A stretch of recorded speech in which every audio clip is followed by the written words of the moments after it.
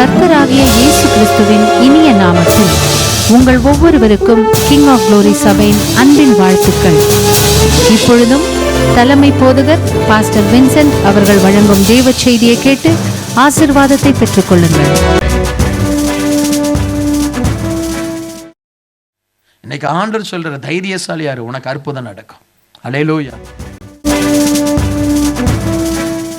வானத்தின் அபிஷேகமே இன்று நமக்குள்ளே நிரம்பி வழியுதே. வானத்தின் அபிஷேகமே இன்று நமக்குள்ளே நிரம்பி வழியுதே. தேவனின் மகிமை நம்மையெல்லாம் பரிசுத்த ஸ்தலத்தில் மூடுதே. தேவனின் மகிமை நம்மையெல்லாம் பரிசுத்த ஸ்தலத்தில் மூடுதே. தேவ பிரசன்னமே இறங்கியே வந்திடுதே. ஓ தேவ பிரசன்னமே இறங்கியே வந்திடுதே.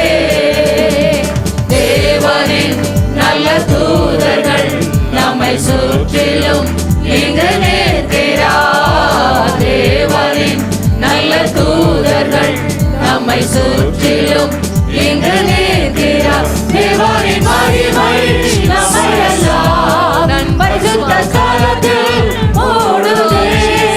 தேவனின் மகிமை நம்மையெல்லாம் பரிசுத்த ஸ்தலத்தில் மூடுதே. தேவ பிரசன்னமே இறங்கியே வந்திடுதே. ஓ தேவ பிரசன்னமே இறங்கியே வந்திடுதே. தேவனின் தூய அக்கினி இன்று நமக்குள்ளே இறங்கி வந்திடுதே. தேவனின் தூய அக்கினி இன்று நமக்குள்ளே இறங்கி வந்திடுதே. தேவனின் மகிமை நம்மையெல்லாம் பரிசுத்த ஸ்தலத்தில் மூடுதே. தேவனின் மகிமை நம்மையெல்லாம் பரிசுத்த ஸ்தலத்தில் மூடுதே. தேவ பிரசன்னமே இறங்கியே வந்திடுதே. ஓ தேவ பிரசன்னமே இறங்கியே வந்திடுதே. வானத்தின் அபிஷேகமே இன்று நமக்குள்ளே நிரம்பி வழியுதே. வானத்தின் அபிஷேகமே இன்று நமக்குள்ளே நிரம்பி வழியுதே. தேவனின் மகிமை நம்மையெல்லாம் பரிசுத்த ஸ்தலத்தில் மூடுதே. தேவனின் மகிமை நம்மையெல்லாம் பரிசுத்த ஸ்தலத்தில் மூடுதே. தேவ பிரசன்னமே இறங்கியே வந்திடுதே. ஓ தேவ பிரசன்னமே ஒவ்வொரு மேலும் அந்த பிரசன்னம் வருகிறது.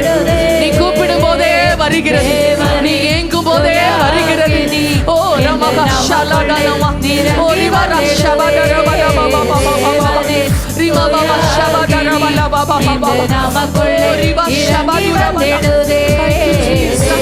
ரிமபபப ஷபடனமலபபபப நமக்குள்ளே இறங்கி வந்திடுதே. தேவனின் தூய அக்கினி நமக்குள்ளே இறங்கி வந்திடுதே. வானத்தின் அபிஷேகமே இன்று நமக்குள்ளே இறங்கி வந்திடுதே. வானத்தின் அபிஷேகமே இன்று நமக்குள்ளே இறங்கி வந்திடுதே. அபிஷேகம் பண்ணுகிறார். உன்னை முழுமையாய் விடுதலையாக்குகிறார். ஒரு பரிசுத்த விடுதலை, தேவனுடைய விடுதலை. சிவபா ஷபபபபபப ஓ ரமக ஷபதனமலகரதரபரபபப சிவல ஷபபபபபப அந்த பரலோக மகிமை. ஓ ரமக ஷபபபபபப சிவல ஷபபபபபப ஆவியில் நிறைந்து ஓ ஜீசஸ்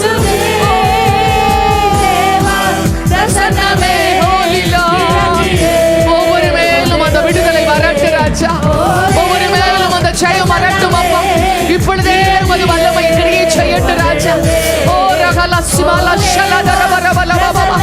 நன்மையை காணட்டு ராஜா. ஓ ரபல ஷதரபல ஷிபாதுரபல.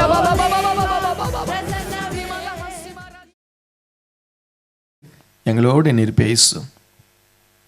எங்கள் ஓட்டம் இந்த பூமியில் ஜெயத்தோடு முடிய பண்ணும்.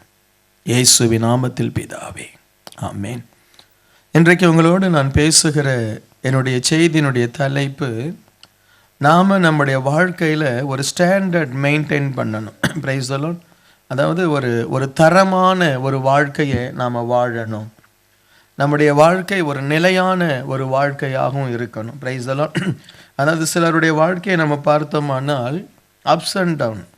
ரொம்ப உற்சாகம்னா ரொம்ப உற்சாகம், சோர்வுனா ரொம்ப சோர்வு. ஒரு ஸ்டாண்டர்டாக சிலர் தங்களுடைய வாழ்க்கையை வாழ மாட்டாங்க. படிக்கிற பிள்ளைங்கள் எடுத்துக்கொள்ளுங்க. படித்தா ஒரே நேரம் நல்லா படிக்கிற மாதிரி படிக்கங்க, அதுக்கப்புறம் விட்டுடுங்க. என்ன? ஸோ அந்த எக்ஸாம் வரும்பொழுது என்ன படிப்பு, அதுக்கப்புறம் விளையாட்டு விளையாட்டு விளையாட்டு.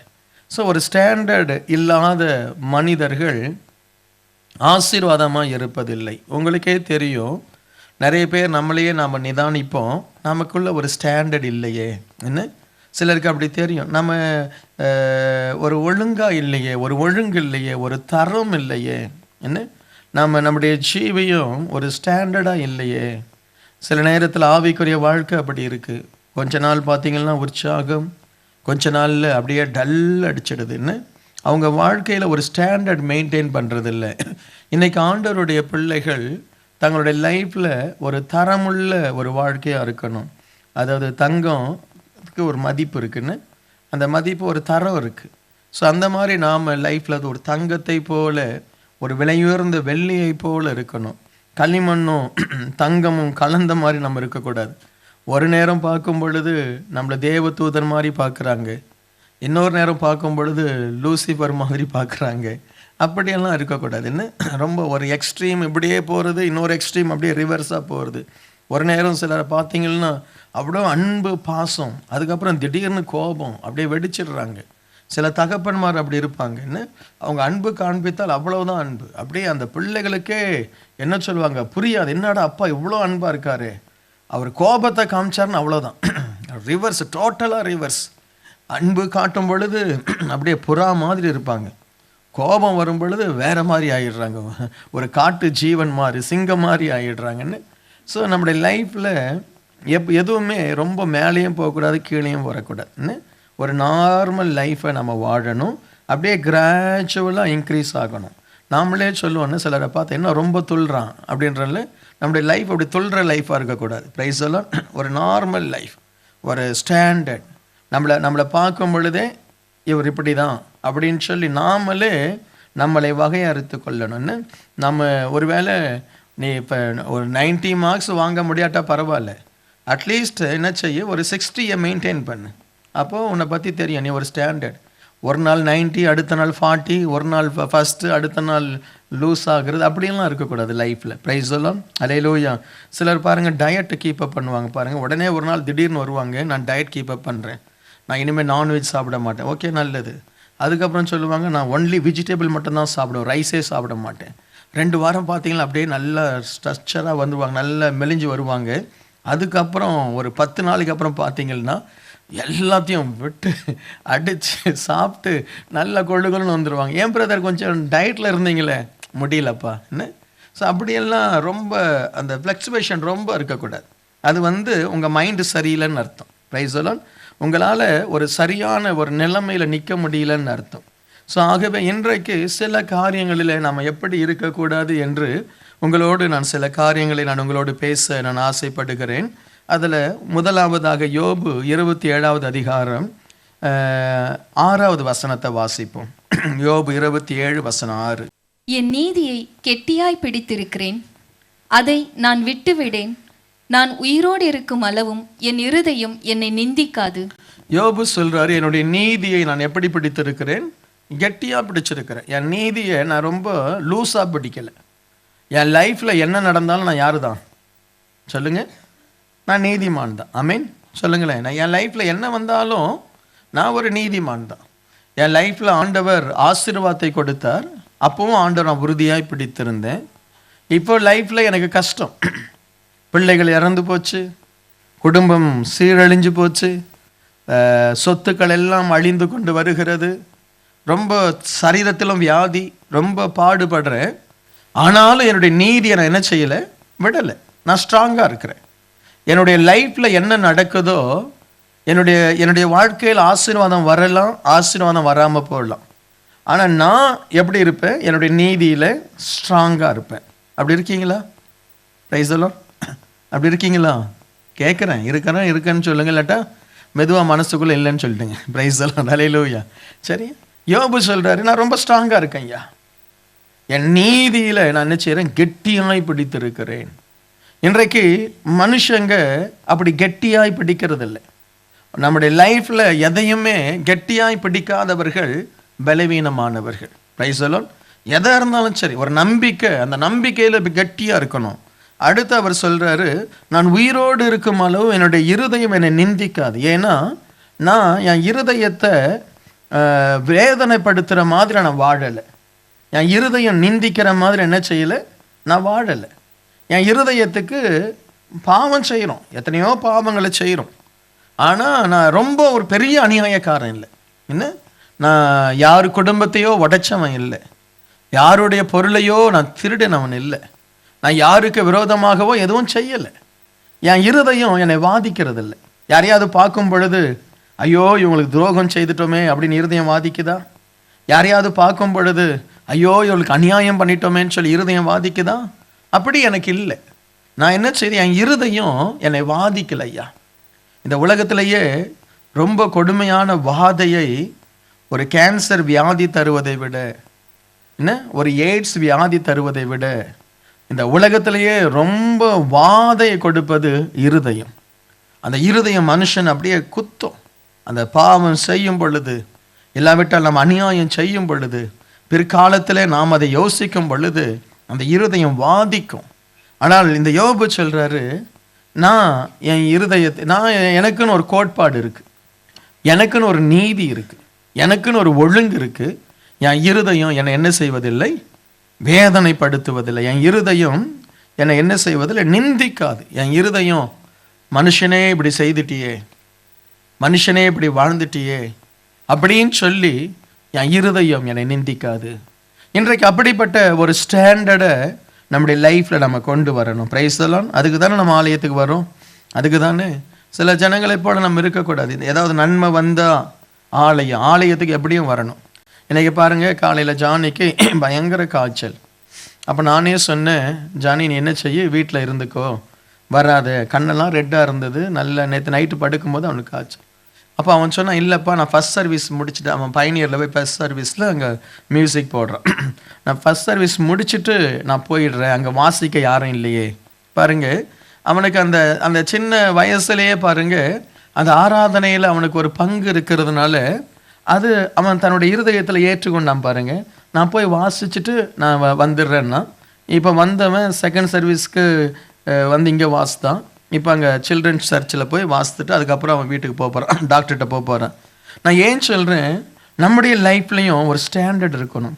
சிலர் பாருங்கள், ஒரு தலைவலினா சர்ச்சுக்கு வர மாட்டாங்க, ஒரு சின்ன பிரச்சனைனா சர்ச்சுக்கு வர மாட்டாங்க. உன் இருதயம் ஆண்டவருக்குள்ளே எவ்வளோ ஸ்ட்ராங்காக இருக்குது. ஆண்டவர் என்ன நடந்தாலும் நான் ஆராதனைக்கு வருவேன், என்ன நடந்தாலும் நான் தேவ சமூகத்துக்கு போவேன். ஆண்டவர் அப்படிப்பட்ட ஜனங்களை தேடுறார், உண்மையாக தேடுறார். என்னுடைய சமூகத்தில் ஆண்டவருடைய பாதத்தில் ஓடி வர ஜனங்களை தேடுறார். இன்றைக்கு அநேகர் அப்படிப்பட்ட இருதயம் உள்ளவர்களாக இருக்கும் பொழுது நம்ம ஆசீர்வாதத்தை பெற்றுக்கொள்வோம். Price the Lord. சில பாருங்கள், ஒழுங்கின்மை, ஒரு ரெகுலர் அட்டெண்டன்ஸ் இருக்காது, ஒரு ஸ்டாண்டர்ட் இருக்காது. சிலர் வந்து சர்ச்சுக்கு 1/2 hour முன்னாடி வருவாங்க, சிலர் கரெக்ட் டைமுக்கு வருவாங்க, சிலர் லேட்டாக தான் வருவாங்க. அவங்களுடைய ஸ்டாண்டர்டே என்ன, லேட்டாக தான் வர்றது. அப்படிலாம் நம்ம இருக்கக்கூடாது, மாற்றணும். Price the Lord. நமக்குன்னு சொல்லி ஒரு ஸ்டாண்டர்ட் இருக்கணும் ஆண்டவருடைய சமூகத்தில். இன்றைக்கு சில காரியங்களை எதிலெல்லாம் உங்களுடைய தரத்தை நீங்கள் மெயின்டைன் பண்ணணும் அப்படின்னு சொல்லி சில காரியத்தை உங்களோட நான் பேசுகிறேன். சமாதானம் உங்கள் குடும்பத்தில் ஒரே சந்தோஷம், அதுக்கப்புறம் ஒரே துக்கம், கலவரம் அப்படி இருக்கக்கூடாது. குடும்பத்தில் ஒரு ஸ்டாண்டர்டாக சமாதானத்தை மெயின்டைன் பண்ணணும். அதுக்கு ரொம்ப வார்த்தை ரொம்ப முக்கியம். சில குடும்பங்களில் பாருங்கள், ஒரு நாளைக்கு கணவன் மனைவி அப்படியே ரொம்ப சந்தோஷம், குழந்தைகள் அத்தனை சந்தோஷம், அரை மணி நேரம்தான். அதுக்கப்புறம் மனைவி வாயை திறப்பாங்க, இல்லாட்ட புருஷன் வாயை திறப்பார், சந்தோஷம் எல்லாம் போயிடும். ஒரே வேதனை, ஒரே கண்ணீர். அப்படி இல்லாதபடி எப்பொழுதுமே நம்ம குடும்பத்தில் ஒரு ஸ்டாண்டர்ட், ஒரு சமாதானம் இருக்கும். சண்டை வந்தாலும் ஒரு லிமிட்டுக்கு மேலே போனால் மனைவியும் சொல்லணும், வேண்டாங்க இதுக்கு மேலே நம்ம பேசக்கூடாது. கணவனும் சொல்லணும், இதுக்கு மேலே நம்ம பேசக்கூடாது. குடும்பத்தில் என்ன வருது? சண்டை, வாக்குவாதம் அதிகமாகிடுது. நீங்களும் ரொம்ப கோவப்படுறீங்க, ஸ்டாப் இட். இதுக்கு மேலே அந்த வால்யூம் இன்க்ரீஸ் ஆகக்கூடாது நம்ம குடும்பத்தில். Will stop it. என் மேலே தப்போ உங்கள் மேலே தப்போ, ஒரு ஸ்டாண்டர்ட் மெயின்டைன் பண்ணுவோம். பிரைஸ் தி லார்ட், அல்லேலூயா. சில அதை மெயின்டைன் பண்ணுறது இல்லை. அவங்க கத்துறது பக்கத்து வீட்டில் கேட்டு போலீஸ்க்கு கூப்பிடுறாங்க. நான் என்ன சொல்கிறேன், ஒரு மெயின்டைன் பண்ணுங்க, ஒரு சமாதானத்தை மெயின்டைன் பண்ணுங்க. Price the Lord. Husband and wife சண்டை போட்டால் பிள்ளைகள் கூட தெரியக்கூடாது. பெட்ரூமில் போய் சண்டை போடுங்க. யார் ஜெயிக்கிறீங்களோ அது உள்ளவே முடிஞ்சிட்டோம். சரியா? வெளியில் வரும்போது சமாதானமாக வாங்கன்னு பிள்ளைகள் பாதிக்கப்படும். ஆண்டவர் அப்படிப்பட்ட ஒரு ஞானத்தை நமக்கு கொடுக்கணும். இன்றைக்கு இன்னும் சில காரியங்களை நான் பார்க்க போகிறோம். சரியா? நீதிமொழிகள் 15:6. நீதிமொழிகள் 15:6. நீதிமானுடைய வீட்டில் அதிக பொக்கிஷம் உண்டு. நீதிமானுடைய வீட்டில் என்ன இருக்குமா? நல்ல சத்தமா சொல்லுங்க. இந்த பொக்கிஷம் என்பது என்ன சொல்லலாம்? உலக பிரகாரமான ஆசீர்வாதத்தையும் சொல்லலாம், தெய்வீக ஆசீர்வாதத்தையும் சொல்லலாம். நீதிமானுடைய வீட்டில் தேவ சமாதானம் இருக்கு, அது பொக்கிஷம். ஆமென் சொல்ல மாட்டிருக்கீங்களே? நீதிமானுடைய வீட்டில் தேவனுடைய ரகசியம் இருக்கும். ஆமென். உன் பிள்ளைகள் தான் அடுத்து வரப்போகிற பெரிய பெரிய தலைவர்களாய் மாற போகிறாங்க. ஆமென். நீதிமானுடைய வீட்டில் தீர்க்க தரிசனங்கள், தேவனுடைய ரகசியங்கள், இப்படி ஆவிக்குரிய பொக்கிஷங்கள் நீதிமானுடைய வீட்டில் உண்டு. அல்லேலூயா, அல்லேலூயா. ஈசாக்கு ஒரு ஆபிரகாமுடைய வீட்டில் தான் வரணும். சாமுவேல் ஜெபிக்கிற ஒரு அன்னாளுடைய வீட்டில் தான் வரணும். அல்லேலூயா. சரியா? ரூத்துனுடைய வம்சத்தில் தான் ஒரு தாவீது வரணும். என்ன அப்படியெல்லாம் சில நீதிமான்களுடைய வீட்டில் சில பொக்கிஷங்கள் உண்டு. அதெல்லாம் நமக்கு தெரியாது, காலம் வரும்போது தெரியும். இப்போ உனக்கு தெரியாது, நீ ஐயோ பாவமேன்னு சொல்லி அழுதுட்டு இருப்ப, நீ எதுக்கோ அழுதுட்டு இருப்ப. ஆண்டவர் உன்னுடைய வீட்டில் ஒரு பொக்கிஷத்தை வைத்திருக்கிறார். அல்லேலூயா. நம்ம கடந்து போகிற சில உபத்திரவங்கள் நமக்கு தெரியாது, தேவன் சில பொக்கிஷத்தை உருவாக்கிட்டு இருப்பார். ஆமென். அது நாட்கள் வரும்பொழுது தெரியும். ஒருவேளை நீ அதை பார்க்காம கூட போகலாம், ஆனால் உன்னுடைய பெயர் அந்த ரூத்துவை போல உன்னுடைய பெயரில் ஒரு சந்ததியில் ஒரு பொக்கிஷம் உருவாகிட்டு இருக்கும். அல்லேலூயா. ஒருவேளை உன் பிள்ளை இல்லாமல் இருக்கலாம், உன் பிள்ளையுடைய பிள்ளை அப்படி மாறும். ஆமென், அல்லேலூயா. நீதிமானுடைய சந்ததியினுடைய நீதிமானுடைய வீட்டில் என்ன இருக்குமா? பொக்கிஷம் இருக்கும். அதே மாதிரி நீதிமான் உன் வீட்டில் பொக்கிஷத்தை சேர்த்தும் வைக்கணும். Price the Lord. ஆண்டவர் இந்த பூமியில் வெள்ளியும் பொன்னையும் ஆசீர்வாதத்தையும் ஐஸ்வர்யத்தையும் இந்த பூமியில் வச்சுட்டார். அதில் நீதிமானுக்கு ஆண்டவர் அதிகமாய் கொடுக்க விரும்புகிறார். ஆமென். ஸோ ஆகவே நீதிமான்களாக இருக்கிற தேவ பிள்ளைகள் உங்கள் வீட்டில் பொக்கிஷத்தை சேர்த்து வைக்க தயவு செய்து பிரயாசம் எடுங்க, ஜபம் பண்ணுங்க, கவனமாக இருங்க. அல்லேலூயா. சேர்த்து வைக்க தெரியாதவர்கள் வாழ்க்கையில் கஷ்டப்படுவாங்க. இன்னொரு வசனம் சொல்லுது பாருங்க, நீதிமொழிகள் 10:15. ஐஸ்வர்யவானுடைய பொருள் அவனுக்கு அரணான பட்டணம். ஒரு ஐஸ்வர்யவானுடைய பொருள் இல்லாவிட்டால் பணம் இல்லாவிட்டால் நீங்கள் சேர்த்து வைத்திருக்கிற ஐஸ்வர்யம் ஒரு அரணான பட்டணமா. Price the Lord. அது ஒரு பாதுகாப்பு. பணம் ஒரு பாதுகாப்பு. தெரியுமா உங்களுக்கு? ஹலோ, தெரியுமா தெரியாதா? பணம் ஒரு பாதுகாப்பு. சரியா? எத்தனை பேர் எனக்கு ஃபோன் பண்ணுறாங்க, வியாதி டாக்டர்கிட்ட போக முடியல, பணம் இல்லை, பணம் இல்லை பாஸ்டர், எங்களுக்கு வியாதி, பணம் இல்லை. நிறைய பிரச்சனையில் ஜனங்க அழுகுறாங்க. அன்றைக்கி ஒரு அம்மா அழுதாங்க, பாஸ்டர் என்னுடைய பொண்ணுக்கு கல்யாணத்தை நிச்சயம் பண்ணிட்டேன், கல்யாண பத்திரிக்கை வீட்டுக்கு வந்துருச்சு, பத்திரிக்கை கொண்டு போய் கொடுக்க எனக்கு காசு இல்லை. ஒரே அழு, பயங்கர அழு. அதுக்கு பிறகு ஒரு சின்ன உதவியை நம்முடைய அங்கே இந்தியாவில் இருக்கக்கூடிய ஊழியத்திலிருந்து ஒரு உதவி அவங்களுக்கு செய்தோம். சரியா? பணம் ஒரு பொக்கிஷம், பணம் ஒரு பாதுகாப்பு. உன் லைஃப்பில் நீதிமானாக இருக்கிற சபையில் இருக்கிற ஒவ்வொரு தேவ பிள்ளையுடைய கரத்திலும் அந்த பொக்கிஷத்தை தேவன் தரணும். பணம் இல்லைன்னா நீ பாதுகாப்பற்றவன். ஒரு அவசரத்துக்கு உனக்கு பணம் இல்லை அப்படின்னா உனக்கு அது பெரிய வேதனை. அது சரியா? அப்போ ஆண்டவர் சொல்கிறார், ஆண்டோடைய வசனம் சொல்லுது, உங்கள் மனதை திறவுங்க. கர்த்தர் உங்கள் வீட்டில் பொக்கிஷத்தை வைப்பார். இன்னைக்கு நீங்கள் ஒருவேளை பொக்கிஷம் இல்லாத ஒரு நிலைமையில் இருக்கலாம், கஷ்டத்தில் இருக்கலாம். ஜெபம் பண்ணுங்க. ஆண்டவரே, அதான் நேற்று சொன்னோம் பாருங்க, எப்பவுமே நம்முடைய வீட்டில் ஐஸ்வர்யம் வர்றது, எப்பவுமே நம்ம வீட்டில் ஆசீர்வாதம் வர்றது நமக்கும் நாம் யாரோ ஒருத்தருக்கு உதவி செய்வதற்காக வந்து ஆண்டவர் தர்றார். எப்பவுமே அதை நினச்சிக்கோங்க. கர்த்தர் இந்த ஊழியத்தை என்னை இதுவரைக்கும் ஆசீர்வதிக்கிறாருன்னா நான் மற்றவங்களுக்கு உதவி செய்கிறத ஒரு ஆசீர்வாதமாக நான் நினைக்கிறேன். என்கிட்ட யாராவது வந்து ஒரு தேவையை குறித்து சொல்லும் பொழுது அவங்களுக்கு ஏதாவது உதவி செய்யணும்னு சொல்லி நான் துடிக்கிறேன். என்னால் முடிந்த அளவு உதவி செய்ய ஆசைப்படுறேன். என்னை ஆண்டவர், குப்பையாக இருந்த என்னை ஆண்டவர் இன்றைக்கு தேவ சமூகத்தில் உயர்த்தி வைத்திருக்கிறாருன்னா நான் உதவி செய்யணும். அதை தான் நான் செய்கிறேன். நம்முடைய சபையின் மூலமாய் சபைகள் கட்டப்படணும். ஆண்டவரே, நமக்கு சொந்த சபை இல்லை, ஆனால் எங்கேயாவது ஒருத்தர் சொந்த சபையில் உட்கார்ந்து ஆராதிக்கட்டும், தேவன் நமக்கு தருவார். ஆமீன். இன்னும் ஆண்டுகள் இருக்கே நமக்கு. என்ன சொல்கிறீங்க? இன்னும் ஆண்டுகள் இருக்கு. ஆண்டவர் நினைச்சா ஒரு நிமிஷத்தில் நம்முடைய தலையெழுத்து ஆண்டவர் மாற்ற முடியும். அதுக்காக தான் இந்த 8 மணி நேரம் ஜெபத்தை நம்ம பண்ண போகிறோம். ஆமீன். கர்த்தர் ஒரு நிமிஷத்தில் மாற்ற முடியும். ஆகவே உன்னுடைய லைஃப்பில் நீ பொக்கிஷசாலியாய் மாறணும் அப்படின்னா உன் பொக்கிஷங்களை திறந்து மற்றவங்களுக்கு கொடுக்குற இருதயம் இருக்கணும். போன நேற்று நான் சனிக்கிழமை நான் பிரசங்கம் பண்ண பாருங்க, அதில் சொன்னேன், நீ உனக்கு ஒரு $5000 உனக்கு சம்பளம் வருது, $500 நீ ஆண்டவருக்கு தசமபாகம் கொடுத்துட்ட, மீதி உனக்கு எவ்வளோ இருக்குது? $4,500 இருக்குது. உன்னுடைய செலவு $3000 தான் ஆகுது. அப்போ மீதி எவ்வளோ பணம் இருக்குது உன் கையில்? 1500 இருக்குன்னா அந்த 1500 உனக்குன்னு நினைக்காத. அந்த 1500ல் யாரோ ஒருத்தருக்கு உதவி செய். அதில் அந்த 1500ல் ஒரு $150 ஒரு தசமபாகம், மீதி ஆனதில் ஒரு தசமபாகத்தை எடுங்க. சிம்பிள் மெத்தட் சொல்கிறேன். அந்த மீதி ஆகிறதுல இப்போ உனக்கு $500 மீதி ஆகுதுன்னு வச்சுக்கல, அந்த மாதம் உனக்கு எவ்வளோ மீதி ஆகுது? $500. நிறைய பேருக்கு $500 மேலே மீதி ஆகும். நிச்சயமாக எனக்கு தெரியும், நாங்கள் ஜெபம் பண்ணி இருக்கிறேன். உங்களுக்கு அதுக்கு மேலே மீதி ஆகும். அந்த $500ல் $50 யாரோ ஒரு ஊழியக்காரனுக்கு கொடு. அப்போ தான் உனக்கு ஐஸ்வர்யம் பெருகும். எனக்கு ஆண்டவர் தந்தார் $500 நினச்சி $500 பட்டுப்படம் வாங்கினீன்னா நீ அந்த $500 மேலே உன்னுடைய ஆசீர்வாதம் பெருகாது. அந்த $500ல் $50 யாரோ ஒருத்தருக்கு கொடு. ஆண்டவர் உன்னை இன்னும் ஆசீர்வதிப்பார். Price the Lord. எப்பவுமே என் ஆண்டவருடைய ஆசீர்வாதம் மற்றவங்களுக்கு கொடுப்பதற்காக தான்.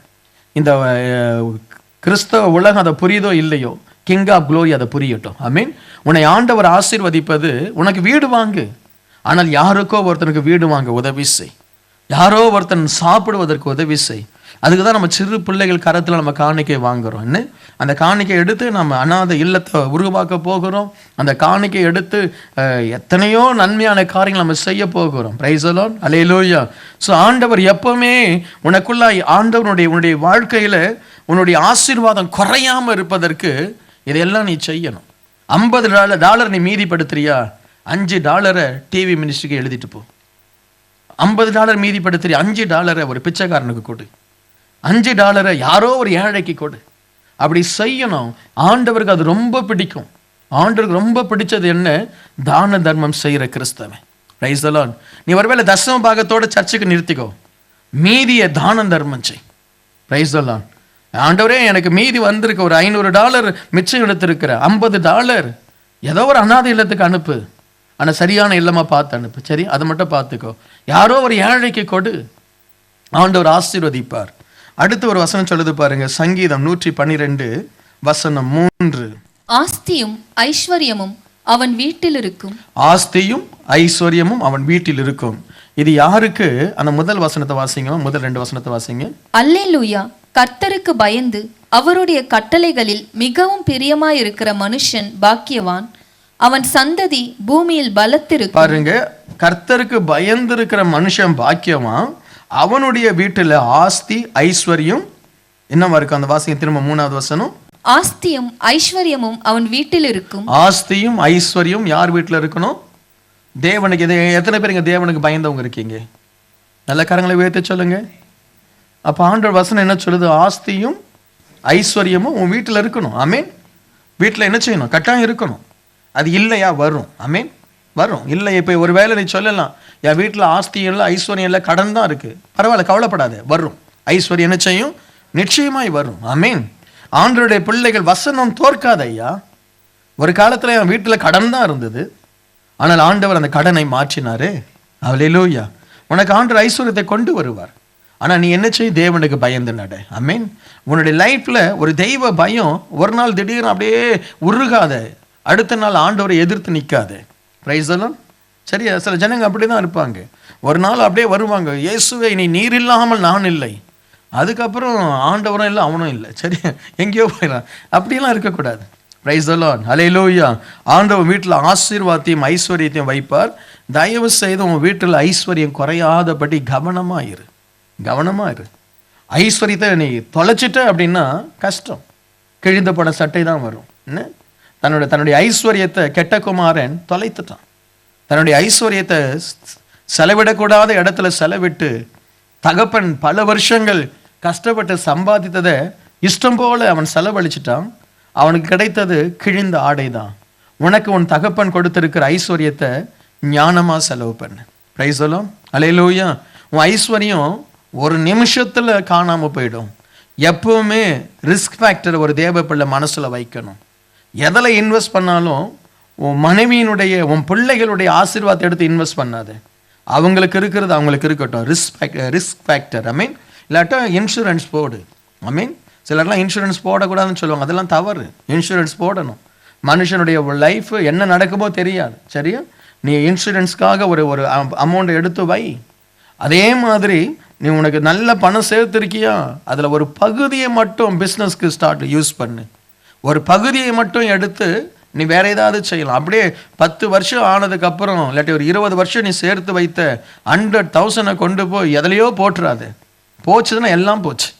என்ன செய்? ஒரு ஒரு ஒரு 25% நான் இன்வெஸ்ட் பண்ணுறேன், 50% இன்வெஸ்ட் பண்ணுறேன், 50% நான் வச்சிருக்கிறேன் என் குடும்பத்துக்காக. ஏதாவது ஆனாலும் பரவாயில்லை. அப்படி தான் ஐஸ்வர்யத்தை காக்கணும். கர்த்தர் எனக்கு சொல்லிட்டார், நான் போட்டேன்னா போயிடும். சரி, அப்படி தான் கர்த்தர் சொல்லியிருக்க மாட்டார். இவங்களே நிறைய பேருடைய லைஃப்பில் நான் பார்த்துட்டேன், கர்த்தர் பேசவே இல்லை. இவங்களே பேசிக்கிட்டு கர்த்தர் சொன்னார் கர்த்தர் சொன்னார் கர்த்தர் சொன்னார்ன்னு நிறைய பேர் பெரிய பெரிய தப்பு செய்கிறாங்க. கர்த்தர் பேசவே இல்லை. இன்னும் நான் சொல்கிறேன் பாருங்க, நல்லா ஜெபம் பண்ணீங்கன்னா கர்த்தர் உங்களுடைய திறமைக்கு உங்களுக்குள்ள இருக்கக்கூடிய வாஞ்சைக்கு ஏற்ற மாதிரி கதவுகளை திறப்பார். நீங்கள் எதையோ சொல்லி கர்த்தர் பேசிட்டாருன்னு சொல்லி எதையும் பண்ணிட்டு இருக்காதீங்க. தெளிவான ஆலோசனையோடு பண்ணுங்க. Price the Lord. ஐஸ்வர்யம் குறைந்தது உன் மதிப்பு குறையும், உன் மரியாதை குறையும், உன் மனைவியே உன்னை அசட்டை பண்ணுவா. ஹலோ, கரெக்டா இல்லையா? மனைவியே சொல்ல உன்னை கட்டுனதுக்கு ஐயோ அப்படின்னு சொல்லி மனைவியே தலையில் அடிச்சுக்கிற மாதிரி ஒரு வாழ்க்கையை வாழாத. Price the Lord. Risk factor. ஒரு அமௌண்ட்டை எடுத்து வச்சுடு. நான் ட்ரை பண்ண போகிறேன், இதில் சக்ஸஸ் ஆச்சுன்னா உனக்கு வைர நெக்லஸ், சக்ஸஸ் ஆகலைன்னா விட்டுடு. என்ன இருக்குது? ஒரு அமௌண்ட் இருக்குது. Price the lord. Hallelujah. So ஆண்டவர் ஐஸ்வர்யத்தை நம்முடைய லைஃப்பில் குறையாதபடி ஆண்டவர் பாதுகாக்கணும். அப்போஸ்தலர் 23வது அதிகாரம் 11வது வசனம். அன்று ராத்திரியிலே கர்த்தர் பவுலின் அருகே நின்று, பவுலே திடன்கொள், நீ என்னை குறித்து எருசலேமிலே சாட்சி கொடுத்தது போல ரோமாவிலும் சாட்சி கொடுக்க வேண்டும் என்றார். அந்த பவுலுக்கு அந்த இரவுல ஆண்டவர் தரிசனமாகி பவுலை பார்த்து சொல்றாரு, திடன்கொள் அப்படின்னா தைரியம் சொல்றாரு. நீ தைரியமாயிரு, நீ எனக்காக ரோமாபுரியில் என்ன செய்வ? சாட்சி சொல்லுவ. அதே மாதிரி அந்த கடற்பயணத்தில் அவன் போய் கொண்டிருக்கும் பொழுது, அங்கேயும் அந்த கப்பல் சேதப்பட்டு நிற்கும் பொழுது ஆண்டவர் அவனோடு பேசுறாரு. நீ தைரியமா இரு, உனக்கு ஒன்றும் நடக்காது. நீங்க எல்லாரும் ஒரு தீவில் போய் விழுவீங்க. நீ எங்க போகணும்? ரோமாபுரிக்கு போகணும். எனக்கு அன்பானவர்களே, ஒரு தேவ பிள்ளை தன்னுடைய லைஃப்ல தைரியத்தை காத்து கொள்ளணும். Praise the lord. அல்லேலூயா. தைரியம் உள்ளவர்களாய் நாம் இருக்கணும். நம்முடைய வாழ்க்கையில நம்ம சிங்கத்தை சந்திப்போம், வலு சர்ப்பத்தை சந்திப்போம், பலவிதமான போராட்டங்களை சந்திப்போம், கப்பர் சேதத்தை சந்திப்போம், பிரச்சனைகளை சந்திப்போம்.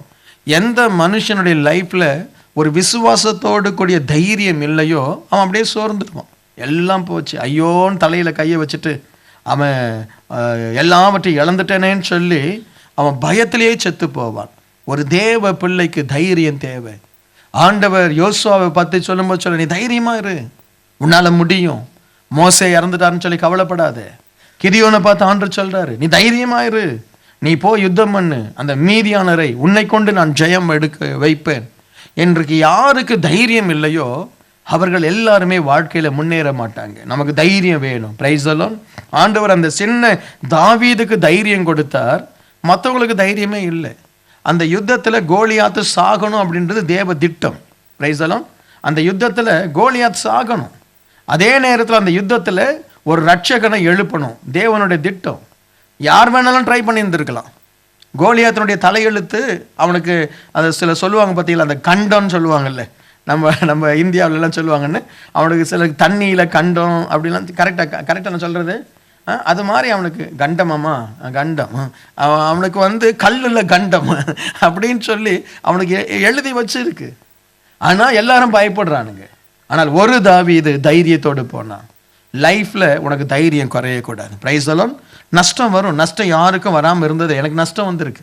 கம்பெனி இழுத்து மூடினேன். என்னுடைய ஃபேக்ட்ரி, அந்த இது சின்ன கம்பெனி தான், அதை இழுத்து மூடினேன். நஷ்டம் வந்தது, வாழ முடியலை, தவிச்சேன். கடன்காரனை பார்க்கும் பொழுது மனசுல பயம், கேட்பான் எப்பயா கடனை கொடுப்பேன். தைரியத்தோடு கடனை கொடுப்பேன். ஒரு தைரியத்தோடு கர்த்தர் கைவிட மாட்டார். இன்றைக்கு உன் லைஃப்ல தைரியம் குறைஞ்சது அப்படின்னா அடுத்த ஸ்டெப் நீ போகவே மாட்டேன். அது எப்படி இருக்குன்னா, இந்த பக்கம் ஒரு மலை, அதுக்கு அந்த பக்கம் ஒரு மலை.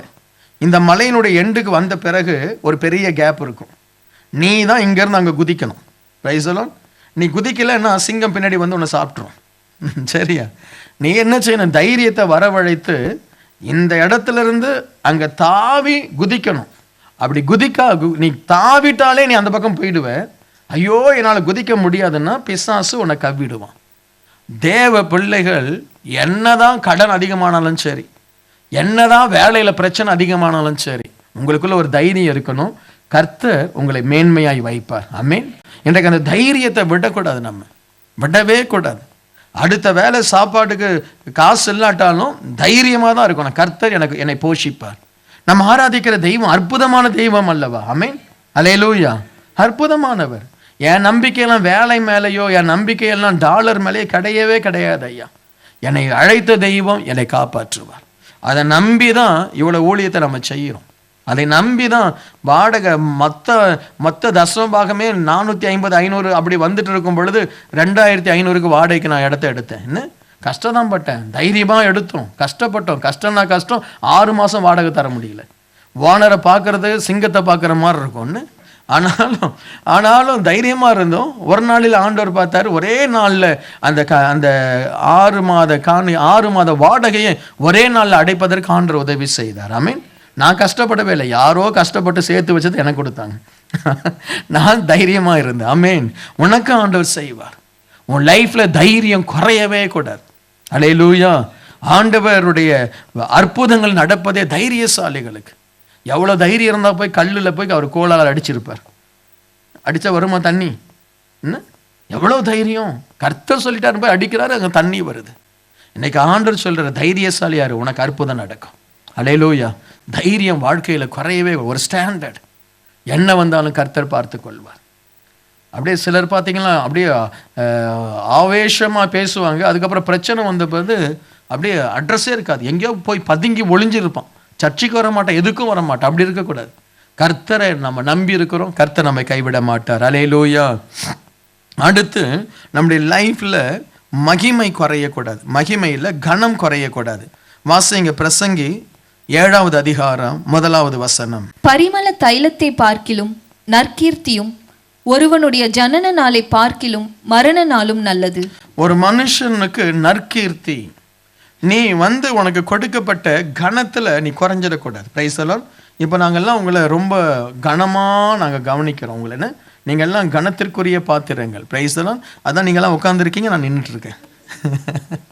பிரைஸ். நீங்கள்லாம் யார்?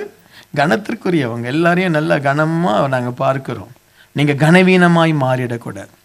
நம்ம ஆண்டவர் மேன்மையாக வச்சிருக்கிறாரு. என்ன, உங்களை வேலை இடத்துல கனத்திற்குரியவர்களாக வச்சிருக்கிறாரு, சமுதாயத்தில் வச்சிருக்கிறாரு. உங்கள் வீட்டு பக்கத்து வீட்டுகளுக்கு மத்தியில் உங்களை நல்ல ஒரு குடும்பமாக அவங்க பார்க்குறாங்க. சண்டே ஆனால் நீங்கள் பைபிளை எடுத்துக்கிட்டு அழகாக பட்டு உடுத்தி, என்ன சிலர்லாம் இந்த நாட்டில் வருஷத்துக்கு 2 முறை தான் சேரீ உடுத்துவாங்க. நீங்கள் வாரம் சேரீ உடுத்தின்னு, என்ன இந்த தீபாவளி இல்லாட்ட அந்த மாதிரி ஏதாவது கிறிஸ்மஸ் அப்படி தான் இந்த நாட்டில் சேரீ உடுத்துவாங்கன்னு. மற்றபடி சேரீ உடுத்த மாட்டாங்கன்னு. பொதுவாக கல்யாணம் நீங்கள் பாருங்கள், ஒவ்வொரு நாளும் நீங்கள் வெளியே போகும்போது அவங்களுக்கு அவ்வளோ ஆச்சரியம். சரி, என்னடா இந்த குடும்பம் எவ்வளோ அழகா, விதவிதமான சாரி, அது கலர் வேற கண்ணை பறிக்கிற மாதிரின்னு அப்படியே நீங்கள் நடந்து போகிறீங்க, செயினெல்லாம் கழுத்தில் போட்டுட்டு அப்படியே தேர் மாதிரி வர்றீங்க. உங்களை அவ்வளோ கனப்படுத்துகிறாங்க, அவ்வளோ ஆச்சரியமாக பார்க்குறாங்க. என்ன இதில் வேறு கோட்டெல்லாம் போட்டு வர்றீங்க, டையெல்லாம் கட்டிட்டு வர்றீங்க. திடீர்னு உங்கள் வீட்டில் ஒரே சத்தம், ஐயோ அடிக்காத அடிக்காத அடிக்காத. அப்போ வெளியில் இருக்கிறவங்களுடைய மரியாதை என்ன ஆகிறது யோசித்து பாருங்க.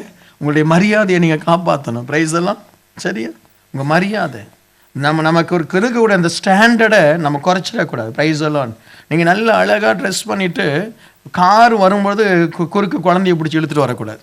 என்ன வெயிட் பண்ணு, ஒரு 2 நிமிஷம் வெயிட் பண்ணால் அந்த சிக்னல் விட போகுதுன்னு அந்த பெடஸ்ட்ரியன் கிராஸ் பண்ணலாம். நீ திடீர்னு குழந்தைய இழுத்துட்டு வருவோம், ஒருத்தங்க பிரேக் போடுவாங்க, வந்து வேகமாக வந்து பிரேக் போட்டு அவன் பாஷையில் திட்டிட்டு போவான்.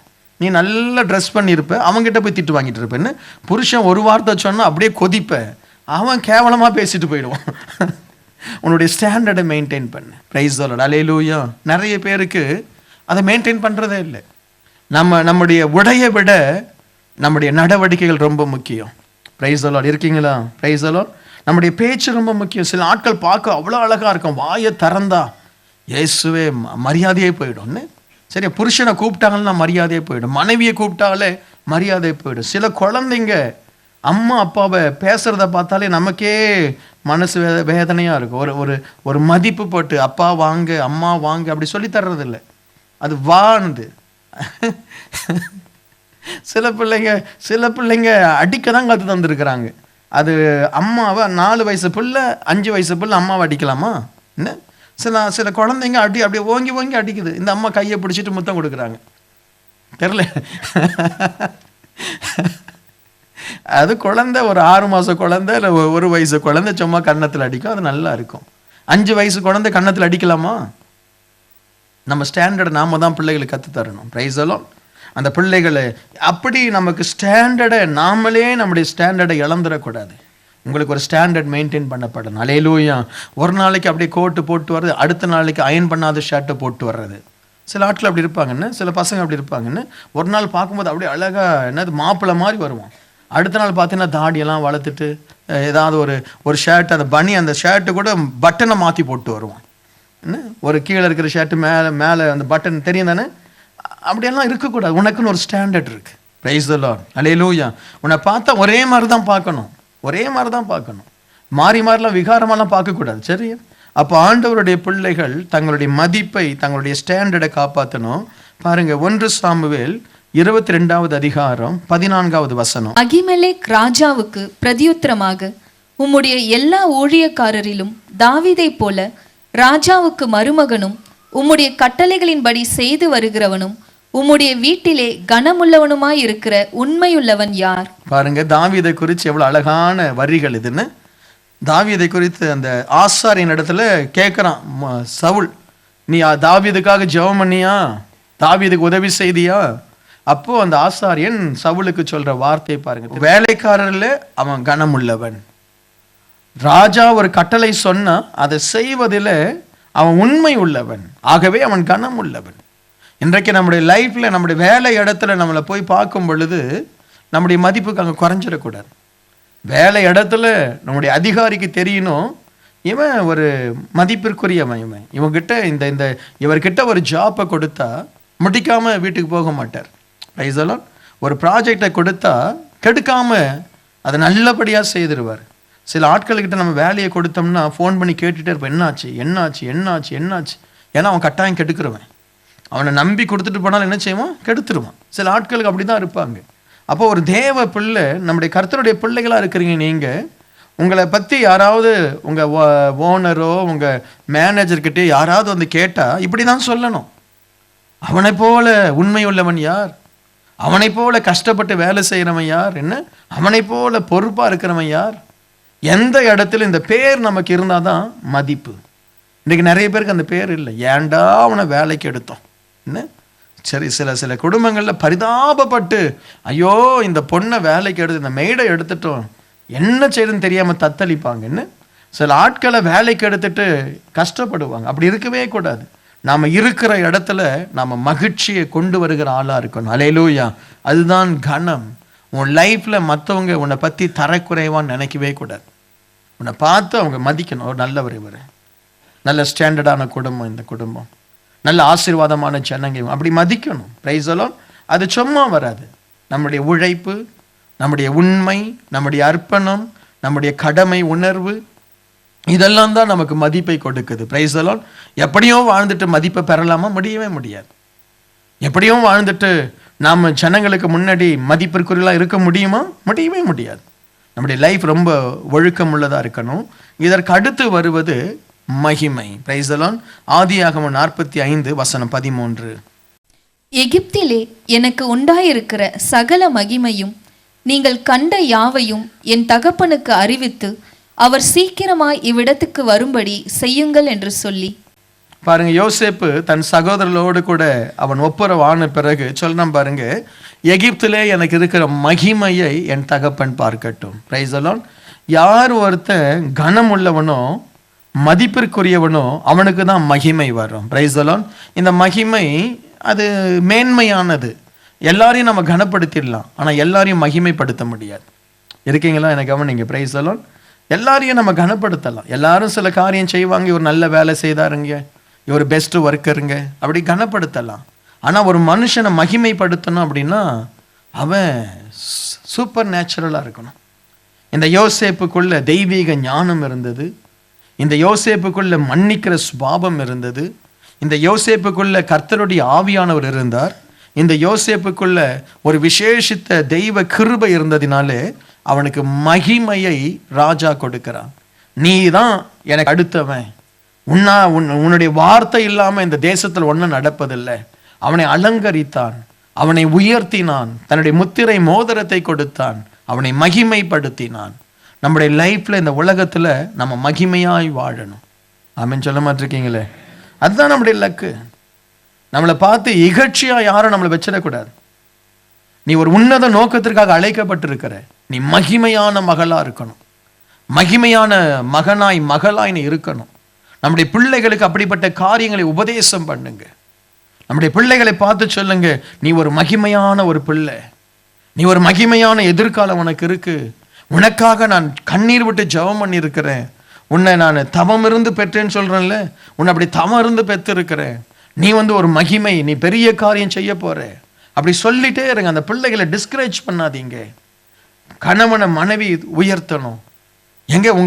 உங்களுக்கு இருக்கிற ஞானம், உங்களுக்கு இருக்கிற அந்த தெய்வ பக்தியில நீங்க இன்னும் பெரிய காரியம் செய்ய முடியும். உன் மனைவியை நீ உற்சாகப்படுத்தி உன்னால இன்னும் பெரிய காரியம் செய்ய முடியும். மகிமை நமக்கு வரணும். நம்முடைய லைஃப்ல மகிமை இருக்கணும். நீங்க உங்க மாமனார் வீட்டுக்கு போறீங்க, கணவன் தன்னுடைய மனைவி வீட்டுக்கு போகும் பொழுது அந்த மாமனார், அந்த குடும்பம், அந்த மனைவியை நீ வச்சிருக்கிறத பார்த்து உன்னை மகிமைப்படுத்தணும். என் பிள்ளை எவ்வளோ அழகா வச்சிருக்கப்பா, அது உனக்கு மகிமை. அந்த மாமனார் மாமியார் உன்னை கனப்படுத்துறாங்கப்பா, அது மகிமை. பிரைஸ் எல்லாம் ஐயோ இவங்கிட்ட கொடுத்தோமே அப்படின்னு சொல்லி பயந்து போய் சிலருக்கு சேவை செய்வாங்க, சிலருக்கு விரும்பி செய்வாங்க. ஐயோ ஒரு அருமையான ஒரு மாப்பிள்ளை எனக்கு என் பொண்ணுக்கு ஆண்டவர் கொடுத்தார், அது மகிமை. அருமையான ஒரு மருமகளை கொடுத்தார், அது மகிமை. இன்றைக்கு அந்த மகிமைக்காக தான் நம்ம வாழணும். எதுக்கு நம்ம சர்ச்சுக்கு வர்றோம்?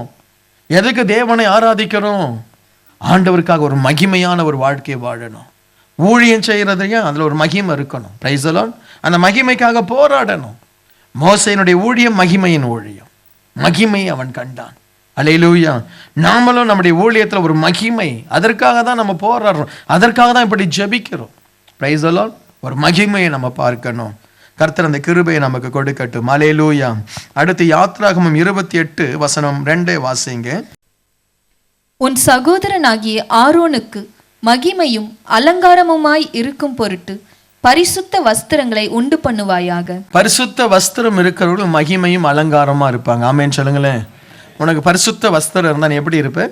மகிமையும் அலங்காரமா இருப்ப. உங்களுடைய வஸ்திரத்தை பரிசுத்த வஸ்திரமாய், அன்பு, பரிசுத்தம், தாழ்மை, கிருபை, இவைகளை ரட்சிப்பின் வஸ்திரம், துதியின் வஸ்திரம், இப்படிப்பட்ட வஸ்திரங்களை நீங்கள் இயேசுவின் இரத்தத்தினாலே துவைத்தெடுக்கப்பட்ட வஸ்திரம், இப்படிப்பட்ட வஸ்திரங்களை நம்ம பெற்றுக்கொள்ளும் பொழுது தேவன் நமக்கு மகிமையை தருவார். கடைசியா ஒரு வசனம் சொல்லுது, நீதிமொழிகள் 19:11. மனுஷனுடைய விவேகம் அவன் கோபத்தை அடக்கும், குற்றத்தை மன்னிப்பது அவனுக்கு மகிமை. யாரெல்லாம் குற்றத்தை மன்னிக்கிறீங்களோ அது உங்களுக்கு மகிமையா இருக்கும். Price the Lord. எந்த கணவன் மனைவியினுடைய குற்றத்தை மன்னிக்கிறார், எந்த மனைவி கணவனுடைய குற்றத்தை மன்னிக்கிறாங்க, எந்த குடும்பத்துல மன்னிப்பு ஆளுகை செய்யுதோ அந்த குடும்பம் ஒரு மகிமையான குடும்பமா இருக்கும். Price the Lord. சில குடும்பத்துல மன்னிப்பு ஆளுகை செய்யாது. மன்னிப்புன்னு அப்படி சொன்னேன்னு வைங்களேன், மன்னிப்புன்னா என்னன்னா ஒருத்தர் செய்த தப்பை டோட்டலாக மறக்கிறது, அதுதான் மன்னிப்பு. திரும்ப அந்த தப்பை பற்றி நம்ம நினச்சி கூட பார்க்க மாட்டோம். ஒரு தப்பு இப்போ மன்னிப்பு அப்படின்னும் பொழுது, இப்போ யாரோ ஒரு தம்பி வந்து எனக்கு ஏதோ ஒரு தப்பு செய்துட்டார். அவர் வந்து என்கிட்ட கேட்குறார், ஐயா நான் செய்த தப்பை மன்னிச்சிடுங்க. நான் சொல்கிறேன், தம்பி நான் உன்னை மன்னிச்சிட்டேன் அப்படின்னு சொல்லிட்டு விட்டுட்டேன். அடுத்த முறை அவருக்கு எனக்கு ஒரு பிரச்சனை வருது. அப்போ நான் சொல்கிறேன், பாருங்க நீ அப்போவே சரியில்லை, திரும்ப உங்கள் வேலையை காமிச்சிட்டேன்னு சொன்னால் நான் அவரை மன்னிக்கலை. ஏன்னா அவர் ஏற்கனவே செய்த தப்பு என் மனசில் என்ன இருக்குது, இன்னும் இருக்குது. ஸோ மன்னிப்பு என்பது டோட்டலாக அதை அழிக்கிறது. அது இல்லவே இல்லை, அப்படி ஒரு சம்பவம் நடக்கவே இல்லை. அப்படி தான் ஆண்டவர் நம்மளை மன்னிக்கிறார். ஐ மீன் நம்ம வந்து ஆண்டவர்கிட்ட போய் நான் பாவி ஆண்டவர் இந்த பாவத்தை மன்னின்னு சொன்னால் அதோட முடிஞ்சிடுது. அதை ஆண்டவர் திரும்ப நினைவுபடுத்துறது இல்லை. அடுத்த முறை நம்ம போய் ஆண்டவரே நான் பாவின்னு அவர் கேட்பார், நீ அது எனக்கு தெரியாது தம்பி, அது நான் இப்போ மன்னிச்சிட்டேன், அதை பற்றி என்கிட்ட பேசாத, இப்போ உனக்கு என்ன வேணும். இப்போ இந்த ஒரு அனுபவம் நம்முடைய குடும்பத்தில் இருந்ததுன்னு வைங்களேன், குடும்பம் சந்தோஷமாக இருக்கும். ஒரு கணவன் மனைவி செய்ததை நேற்றோட எல்லாத்தையும் நீ மன்னிச்சிட்டீங்கன்னா அதுக்கு முன்னாடி நடந்த சம்பவம் மனசில் வரவே கூடாது. நீ முன்னாடி அப்படி பேசுனியே என்ன, அதே மாதிரி ஒரு மனைவி தன்னுடைய கணவன் செய்ததை மன்னிச்சிட்டன்னா நேற்றோட இல்லாட்ட இந்த ஆராதனை முடிவதற்கு முன்பாக நடந்ததை நீ மன்னிச்சிட்டேன்னா புதுசு, எல்லாமே புதுசு. அப்படிப்பட்ட ஒரு இருதயம் இருந்தால் அந்த குடும்பத்தில் ஏன் சண்டை வருது, ஏன் கசப்பு வருது? அதுதான் மகிமை. Price the Lord. மன்னிக்கிறவர்கள் மகிமை உள்ளவர்கள். ஐ மீன் மன்னிக்காதவங்க தான் மகிமை அற்றவங்க. பழசையே கிண்டிட்டு இருப்பாங்க. அந்த அவங்களுடைய மூளை வந்து அந்த குப்பை தொட்டி மாதிரி, குப்பை தொட்டியில் அந்த பழசெல்லாம் இருக்கும்னு அதையே திங்க் பண்ணுறது. அப்படி இருக்கக்கூடாது. நம்ம வந்து ஃப்ரெஷ்ஷாக இருக்கணும். அல்லேலூயா. அப்பொழுது கர்த்தர் உங்கள் குடும்பத்தில் ஆசீர்வாதத்தை வைப்பார். அதே மாதிரி ஜெபத்தில் நம்ம தானியேல் 6:10 பாருங்க, அந்த கையெழுத்திடப்பட்டது என்று அவன் அறிந்தும் தான் முன்பு செய்து வந்ததை போல என்ன செய்யறான், அந்த பலகணிகளை திறந்து அவன் ஜெபிக்கிறான். அவன் லைஃப்ல ஜெபத்தில் ஒரு குறைவு இல்லை, அவனுக்கு ஒரு ஸ்டாண்டர்ட் இருந்தது. தினமும் 3 முறை தேவனை ஆராதித்தான், ஜெபித்தான். இன்னைக்கு உன் லைஃப்ல ஒரு ஸ்டாண்டர்டான ஒரு ஜெபம் இருக்கட்டும். Price the Lord. காலையில் ஜெபம் பண்ணுறீ, அந்த ஷிஃப்ட் உள்ள ஆட்களை மறந்துடுங்க, நீங்கள் எப்படியோ ஜெபம் பண்ணுங்க. மற்றபடி உனக்கு ஒரு ரெகுலர் ஷிஃப்ட், நீ 8 மணிக்கு போகிற, சாயங்காலம் 6 மணிக்கோ 7 மணிக்கோ 8 மணிக்கோ வர, நீ வரேன்னா ஒன்று காலையில் ஜெபம் பண்ணு. காலையில் ஜெபம் பண்ணுறது நல்லது. காலையில் எழுந்து 6லேருந்து 7 இல்லாட்டி 6லேருந்து 6:30 இல்லை 6லேருந்து 6:15 அதை ரெகுலராக பண்ணு. மழை பெஞ்சாலும் சரி, இடி விழுந்தாலும் சரி, ரெகுலராக அந்த ஜெபத்தை பண்ணு. Praise the Lord. இல்லை நீ ஷிஃப்டில் போறியோ, எப்பவும் சரி, சாப்பிட்டுட்டு தூங்கி எழுந்ததுக்கு பிறகு முதல் காரியம் உனக்கு, நீ எப்போ தூங்கி எழும்புறியோ அதுதான் உனக்கு விடியற் காலை. Price the Lord. அந்த எழுந்த உடனே ஆண்டவரை துதித்து ஆராதித்து ஒரு 1/2 மணி நேரமும் ஜெபம் பண்ணு. இந்த ஜெப ஸ்டாண்டர்ட் உனக்கு இல்லைன்னா ஆண்டவரால் உன்னை எதுவுமே பண்ண முடியாது. Price the Lord. உன்னை ஆண்டவர் உயர்த்தவும் முடியாது, உன்னை ஆசீர்வதிக்கவும் முடியாது, உன்னை எதுவுமே பண்ண முடியாது, உன்னை பண்படுத்தவும் முடியாது. நீ ஒரு ஒரு முரட்டு மனுஷனாக இருப்ப. எந்த மனுஷனுடைய லைஃப்லையும் இந்த தானியேலை போல ஒரு ஸ்டாண்டர்ட் ப்ரேயர் லைஃப் இருக்கணும். Praise the lord. அல்லேலூயா. இல்லை ஒரு நாள் உனக்கு அந்த நேரம் தவறிட்டாலும் அன்னன்னைக்கு ஜெபிக்க வேண்டிய ஜெபத்தை செய்து முடிச்சிடு. ஒருவேளை காலையில் ஜெபிக்கலையா, நைட்டு ஜெபி. நைட்டு ஜெபிக்க முடியலையா, நடுராத்திரியில் எழுந்து ஜெபம் பண்ணு. அப்படி ஒரு ஜெப லைஃப், உனக்கு ஒரு ஸ்டாண்டர்ட் ஜெப லைஃப் இருந்தா ஆண்டவர் உன்னை நேர்த்தியாய் வைப்பார், ஆசீர்வாதமாய் வைப்பார். அல்லேலூயா. அதே மாதிரி வாரத்தில் உனக்கு ஷிஃப்ட் மாறி மாறி வருது, உனக்கு சண்டே வர முடியல, பரவாயில்ல, வெள்ளிக்கிழமை செல் குரூப்புக்கு போ, அங்கே போய் ஆண்டவர் ஆராது, அங்கே அதுதான் நடக்குது. இல்லை உனக்கு வெள்ளிக்கிழமை வர முடியல, புதன்கிழமை இருக்கு ஆராதனை, புதன்கிழமைக்கு வா. ஐயா உனக்கு புதன்கிழமையும் வர முடியல, என்ன செய், இந்த வேலைக்கிழமை இந்த ஜெபம் இருக்குல்ல, நெகேமியா ஜெபம் இருக்கு, அதை வந்து ஒரு ஆராதனையாக கலந்துக்கோ. நீ ஒரு வாரம் 2 வாரத்துக்கு ஒரு முறை சர்ச்சுக்கு வர்றதெல்லாம் அதெல்லாம் மன்னிக்கப்படாத குற்றம். Price the Lord. இருக்கீங்களா? நான் சொல்றது புரியுதா? எனக்கு இப்போ பாஸ்டர் எனக்கு வேலை இருக்குது 2 வாரத்துக்கு ஒரு முறை தான் எனக்கு சர்ச்சுக்கு வரணும். இல்லை, நீ மண்டே வந்திருக்கலாம், மண்டே விட்டுடுங்க. டியூஸ்டே வெட்னஸ்டே ஜெபம் இருக்குது, தர்ஸ்டே ஜெபம் இருக்குது, ஃப்ரைடே செல் குரூப் இருக்குது, சம்டைம்ஸ் சாட்டர்டே இருக்குது. 4 நாள் கூட்டங்கள் இருக்கு, சண்டே உனக்கு 3 சர்வீஸ் இருக்கு, நீ ஒரு ஆராதனை கூட அந்த சபையில கால் வைக்கல அப்படின்னா அது தப்பான ஒரு காரியம். Price the Lord. அதை நாம தான் சரிப்படுத்தணும். நாம தான் எப்படி ஆகிலும் வாரத்தில் ஒரு நாள் சர்ச்சில் வந்து நீ நுழைஞ்சிடணும். அப்படி ஒரு ஸ்டாண்டர்ட் உனக்கு இருக்கட்டும். எனக்கு சண்டே வர முடியல, பரவாயில்ல. உனக்கு சண்டே வர முடியல, டியூஸ்டேவா, வெனஸ்டேவா, தர்ஸ்டேவா, அப்படி நம்ம வரும் பொழுது தேவன் நம்மை மேன்மையாய் வைப்பார். நம்முடைய இருதயம் நம்ம என்ன செய்யாது, வாதிக்காது. ஆண்டுடைய சமூகத்தில் நிற்கும் பொழுது, சுவாமி உம்முடைய ஆலயத்தில் வந்து உம்மை நோக்கி நான் பார்த்திருக்கிறேன். அப்படிப்பட்ட ஒரு நிலைமை தான் தாவீதுக்கு வந்தது. அதான் அவர் சொல்றாரு, ஆண்டவரே நான் குன்றுகளிலும் குகையிலிருந்து உம்மை கூப்பிடுறேனே, தேவனுடைய ஆலயத்துக்கு போவோம் என்று சொல்லும் பொழுது எவ்வளோ ஒரு சந்தோஷமா வந்து, இந்த சவுல் என்னை இப்போ ஒரு பறவையை போல வேட்டையாடுறானே, எனக்கு தேவனுடைய ஆலயத்துக்கு கூட போக முடியலையேன்னு சொல்லி அவன் கலங்குகிறான். இன்றைக்கு தேவ பிள்ளைகள் லைஃப்ல ஒரு ஸ்டாண்டர்ட் கொண்டு வாங்க. ஸ்டாண்டர்ட் உள்ளவர்களை தான் ஆண்டவர் அடுத்த ஸ்டாண்டர்டுக்கு கொண்டு போவார். நீங்க உங்களை ஆண்டவராலே நிதானிக்க முடியல, பாஸ்டராலே நிதானிக்க முடியல, உன் புருஷனாலையும் உன்னை நிதானிக்க முடியல, மனைவியால் உன்னை நிதானிக்க முடியல, நீ ஒவ்வொரு மாதிரி இருக்கிற அப்படின்னா உன் லைஃப் பரிதாபமா இருக்கும். Price the Lord. உன்னுடைய முடிவு காலம் ரொம்ப வேதனையா இருக்கும். ஏன்னா உனக்குள்ள ஒரு ஸ்டாண்டர்ட் இல்லையே.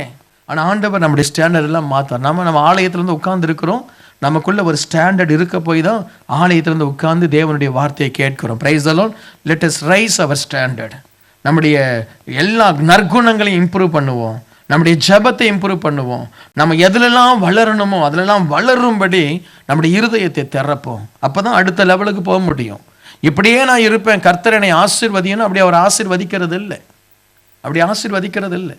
ஒன்று உன் லைஃப்பில் ஒரு ஸ்டாண்டர்ட் ஜெபம் இருக்கணும், இல்லாவிட்டால் உன் லைஃப்பில் ஒரு நல்ல கிருபைகளை நீ அதிகரித்து கொள்ளணும், ஞானத்தை அதிகரித்து கொள்ளணும்.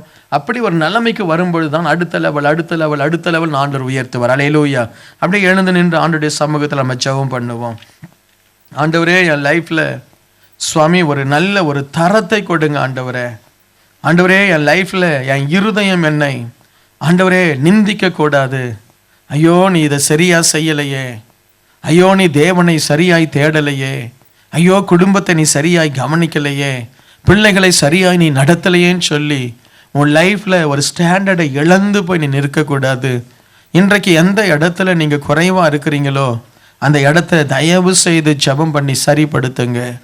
ஒருவேளை நீ உன்னுடைய லைஃப்பில் ஒரு சரியில்லாமல், ஒரு ஞானம் இல்லாமல், ஐஸ்வர்யத்தை பாதுகாக்காமல், ஒரு சரியான ஒரு ஸ்டெப் எடுக்காமல், குடும்பத்தை ஒரு ஒழுங்கான முறைக்கு கொண்டு வராமல் நீ இஷ்டம் போல வாழ்ந்து கொண்டு இருப்பாயானால் ஆண்டவர் தான் உனக்கு கிருபை கொடுக்கணும். சுவாமி எனக்கு ஒரு தரத்தை கொடுங்கப்பா, என்னை பார்க்கிறவர்கள் என்னை கனப்படுத்துகிற ஒரு வாழ்க்கை முறையை எனக்கு கொடுங்கப்பா. ஆண்டவரே என்னை பார்த்து ஜனங்க ஆண்டவரை ஏளனம் பண்ணக்கூடாது, என்னை பார்த்து ஜனங்க மதிக்கணும். ஆண்டவரே எனக்கு ஒரு மகிமை இருக்கட்டும்ப்பா, எனக்கு ஒரு கனம் இருக்கட்டும் அப்பா, எனக்கு ஒரு ஐஸ்வர்யம் இருக்கட்டும் அப்பா. ஆண்டவரே எனக்கு ஒரு நல்ல தரம் இருக்கட்டும் ராஜா. குடும்பத்திலையும் நான் கனப்படுத்தப்படணும், ஊழியத்திலும் கனப்படுத்தப்படணும், வேலை இடத்திலும் கனப்படுத்தப்படணும். ஆண்டவரே கர்த்தருடைய கண்களிலும் ஆண்டவரே நான் கனப்படுத்தப்படணும்ப்பா. எனக்கு அப்படிப்பட்ட ஒரு கிருபையை கொடுங்கப்பான்னு சொல்லி கேட்பீங்களா? இன்றைக்கு ஆண்டவர் நம்ம அதாவது தாறுமாறாய் ஓடுகிற பெண் ஒட்டகத்தை போலவோ இல்லாவிட்டால் காட்டு கழுதையை போலவோ நாம் இருக்கக்கூடாது. நம்ம ட்ரெயின் பண்ண யுத்த குதிரைகளாய் நாம் இருக்கணும். அல்லேலூயா. நம்ம பயிற்றுவிக்கப்பட்ட கரங்களை உடலாக இருக்கணும், பயிற்றுவிக்கப்பட்ட ஞானமுள்ள பிள்ளைகளாக நாம் இருக்கணும். எதையும் நேர்த்தியாய் செய்கிற ஒரு கிருபையை தேவன் நமக்கு கொடுக்கணும். ஆண்டவரே என் வாழ்க்கை அலங்கோலமாக இருக்கக்கூடாது, என் வீடு அலங்கோலமாக இருக்கக்கூடாது. ஆண்டவரே நான் சரியாய் திட்டமிடுகிற ஒரு அறிவை எனக்கு கொடுங்கப்பா. ஆண்டவரே என் சம்பாத்தியத்தை நான் திட்டமிட்டு செலவழிக்கணும். ஆண்டவரே என்னுடைய சேவிங்க நான் திட்டமிட்டு அதிலே ஆண்டவரே அப்பா நல்ல காரியத்தை நான் செய்யணும். ஆண்டவரே எனக்கு ஒரு ஸ்டாண்டர்டை கொடுங்கப்பா. என்னுடைய லிவிங் ஸ்டாண்டர்ட் இன்க்ரீஸ் ஆகட்டும் அப்பா, என்னுடைய ஸ்பிரிச்சுவல் ஸ்டாண்டர்ட் இன்க்ரீஸ் ஆகட்டும். ஆண்டவரே என்னுடைய வேலை இடத்துல அப்பா என்னுடைய மதிப்பு மரியாதை கூடட்டும் என்று சொல்லி ஜெபிங்களேன். ஆண்டவர் அப்படி நமக்கு ஒரு கிருபை கொடுக்கணும். அல்லேலூயா. உன்னை இந்த உலகம் பார்க்கிறது, நீ இந்த உலகத்துக்கு உப்பா இருக்கிற, நீ உப்பா இருக்கிற, உப்பு போல நீ இந்த உலகத்துக்கு ஒரு ஆசீர்வாதமா இருக்கணும், ஒரு ஸ்டாண்டர்டான பர்சனா இருக்கணும். அல்லேலூயா. இருக்கிற மற்றவர்கள் உன்னை திரும்பி பார்க்கிற மாதிரி இருக்கணும். ஆண்டவரே அந்த கிருபை கொடுங்கன்னு சொல்லி ஜெபம் பண்ணுவீங்களா? நல்ல சத்தத்தை உயர்த்தி ஆண்டவருடைய சமூகத்தில், ஆண்டவரே என்னை ஒரு கனத்திற்குரிய மனுஷனாய் மாற்றும், ஆண்டவரே ஒரு ஹானரபிள் பர்சனாய் என்னை மாற்றும், ஆண்டவரே ஒரு ஒழுக்கமுள்ள மகனாய் என்னை மாற்றும், ஒரு தகுதி உள்ள மகனாய் என்னை மாற்றும் என்று சொல்லுவான். அல்லேலூயா. Thank you Lord. நன்றி ஆண்டவரே. அப்பா, நிறைய பேருடைய வாழ்க்கையில ஒரு ஒழுங்கு இல்லப்பா, ஆனால் இந்த ஆலயத்தை கொண்டு வந்திருக்கிறீங்க. ஒவ்வொருவரையும் ஆவிக்குரிய வாழ்க்கையிலும் ஒரு ஒழுங்கு, குடும்ப வாழ்க்கையிலும் ஒரு ஒழுங்கு, அவருடைய வேலை இடத்திலும் ஒரு ஒழுங்கை கொடுக்கணும்ப்பா. நண்பர்களுக்கு மத்தியிலும் உம்முடைய பிள்ளைகளுக்கு மதிப்பை கொடுக்கணும் சுவாமி. இந்த ஆலயத்தை ஆண்டவரே ஆசீர்வதித்து எங்கள் அன்பு பிள்ளைகள் ஒவ்வொருவரும் கனமும் மகிமையோடு வாழட்டு சுவாமி. கனவீனம் வேண்டாம் ஆண்டவரே. ஆண்டவரே, நற்கீர்த்தி உள்ள பிள்ளைகளா எங்களை மாற்றுங்க ஆண்டவரே. ஆசீர்வாதமான பிள்ளைகளா எங்களை மாற்றுங்க ஆண்டவரே. வந்த ஒவ்வொரு மேலும் உம்முடைய ஆசீர்வாதம் தங்கட்டும். இந்த பிள்ளைகளை வளமோடு வாழும்படி நான் ஆசீர்வதிக்கிறேன்.